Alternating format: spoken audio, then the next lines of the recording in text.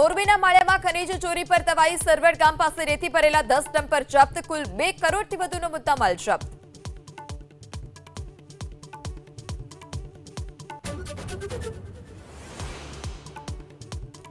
ઈંધણ બચાવવાની પીએમની અપીલ બાદ મહારાષ્ટ્રમાં એક્શન. મહારાષ્ટ્રના મુખ્યમંત્રી બાઇક પર પહોંચ્યા વિધાનસભા ભવન. મંત્રીઓએ પણ ઇલેક્ટ્રિક કારનો શરૂ કર્યો ઉપયોગ.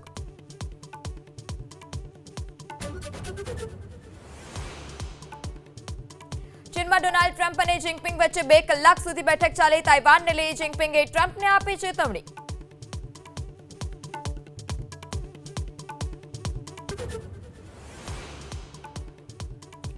મોરબીના માળિયામાં ખનીજ ચોરી પર તવાઈ સરવડ ગામ પાસે રેતી ભરેલા 10 ડમ્પર જપ્ત, કુલ 2 કરોડથી વધુનો મુદ્દામાલ જપ્ત.